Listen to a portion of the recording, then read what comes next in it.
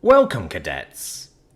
Today is the third of 3 lectures about species that are new to the galactic community, which you are likely to encounter at some point in your careers, but who are not yet part of the Galactic Senate. Today's lesson is about a species that refers to itself as humans. They are from an average world, orbiting a singular yellow star at the edge of the galaxy. The next 3 hours will go into the basics of their world and the technical requirements of their survival. We will cover everything known about them as an aggregate mass. 2 hours and 45 minutes later. Now that we have covered the most pertinent background information, let's take a look at many examples of humans. Note that they are an unobtrusive size, being similar to the median of species who are members of the Senate. Unlike most of the primate archetype species in the Senate, humans have only 2 upper limbs for manipulating and controlling things, and 2 limbs specifically used for locomotion. While some individuals can use their locomotive limb ends to pick things up, it is not universal among their species, and is often referred to by them as a stupid party trick. We have yet to decipher what that idiom means, but it is clear that humans think having 2 limbs dedicated to locomotive purposes, and 2 dedicated to manipulation of the environment, rather than 4 fully adaptable limbs, is perfectly normal. They have no tails.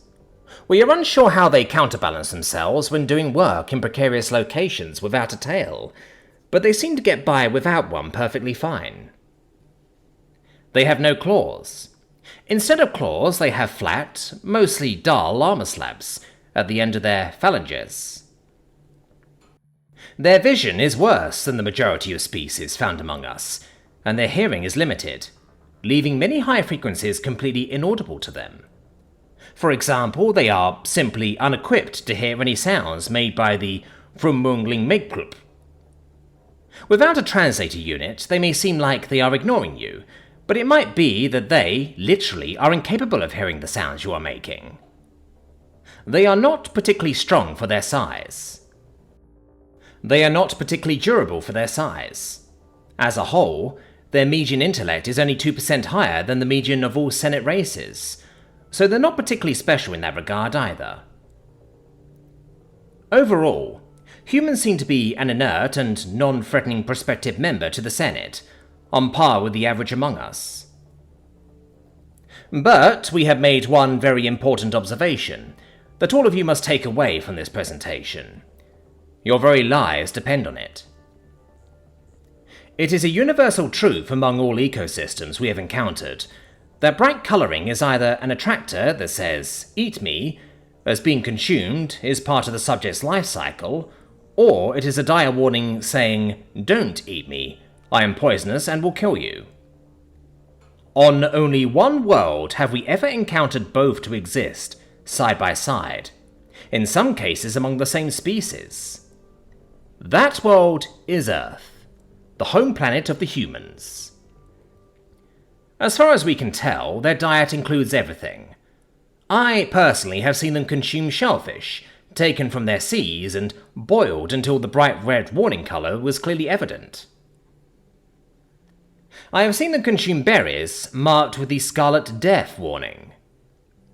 They have an entire genre of food that requires the mashed pulp and juices from a fruit from their deadly nightshade family of foods. Yes, you heard that correctly, and that's their term for it. I have seen them take highly acidic fruits and make a refreshing drink from them. I have seen them crush acidic fruits into a glass to consume with their breakfast. The vast majority of them willfully consume ethanol for recreation in their downtime.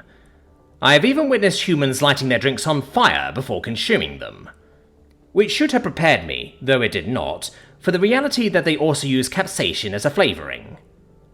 They even have a rating system for how intense the capsaicin is. The most mild of their peppers starts at 0, and the fumes from one of those may be uncomfortable. Some of their peppers have a rating of over 1 million, and humans eat these. There is a type of fish on their world that can kill even a human in a few seconds, and they have highly trained chefs who prepare that very fish for the rich as a show of wealth. So, cadets, I must warn you, do not eat anything from the human world. Nothing. Just don't. The odds are that they have used something incredibly poisonous as a flavoring agent. If you ask them the ingredients, they'll tell you, but they may very well consider some seasoning so innocuous that they forgot to mention it, or they have some residue of it on their hands, or utensils, or anywhere in their kitchen, and that could be a deadly mistake for you. Just don't do it. Politely decline, and tell them you're not adventurous enough to partake of the foods of their home world, and instead offer them something from your world instead. I know some of you won't believe me, so I encourage you to search through the archives for examples of human cuisine. Read the analysis of the contents.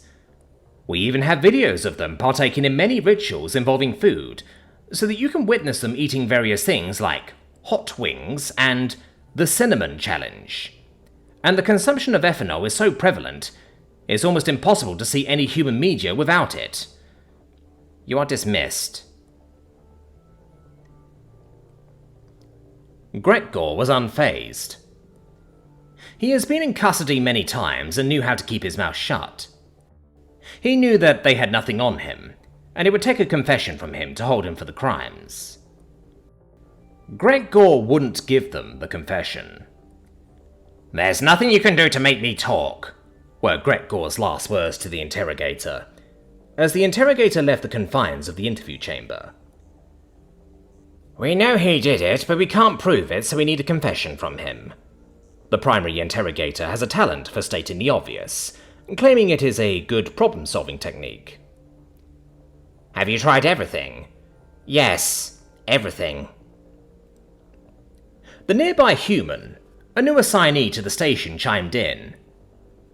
"How long has it been since that dog ate?" Both interrogators swiveled their heads to look at the human. One of them replied, "Dog?" The human answered back, "Yeah, he looks like he's a canid of all species, right? Dogs." "Ah, yes, well, that he is." "So he has an excellent sniffer, right?" "Yes, how is that relevant?" "So when was the last time he ate?" "He was last given his allotted meal this morning. He is overdue for another by an hour. We dare not withhold the food any longer, though. Why?" "Because I'm hungry too. I'm getting ready to have my meal. I bet if you let me eat in there, I can scare him into talking." "Young human, I do not believe you are making sense. Are you claiming that just by eating in front of the hungry prisoner, you can get him talking?" "Yep, sure am. What's the worst that can happen?" The two interrogators looked at each other, and then back at the human. "Very well, go ahead." "Excellent." The human vanished from the interrogator's presence for about 20 minutes before returning, carrying a small bag. He entered the interview room and sat down at the table. "Howdy, Greg. Mind if I call you Greg?" "That is not my name, I would rather—" "Yeah, whatever, Greg. See, I'm new here. I don't know nothing about you, and I don't care to. I don't know nothing about this station, and I don't know nothing about being a space cop. I'm a soldier, see? Every human out here in space is either a soldier, a politician, or a science geek. Believe me, I ain't got the brains to be a science geek, and no one should have any use for politicians." Gregor gave a slight, involuntary chuckle at the comment about politicians, but then a quiet fear tickled the back of his mind. Something about humans, he remembered, deep in his past. A cautionary tale about them. Something about their food, perhaps. He couldn't quite grasp the memory from the deep recesses of his earlier years. "As a soldier, I ain't much good at this law enforcement drivel, but this was the post they offered us as part of the exchange program, so here I am, you see?" Gregor did, in fact, see, and he nodded his assent. "Great. You're probably wondering why they sent me in here." "I am." "Well, it's because I wanted to come in." Gregor stared at the human. You've got their feathers all ruffled, and I thought, gee, that guy looks a lot like a soldier. Maybe I can connect with him. Unlikely. I know my situation. I know my rights. Yeah, they figured you'd say that.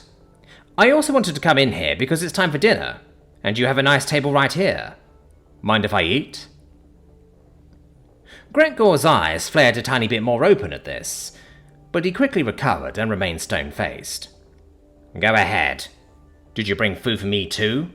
I've been deprived of sustenance beyond the acceptable window of time. Yeah, sure, if you want some. What have you brought?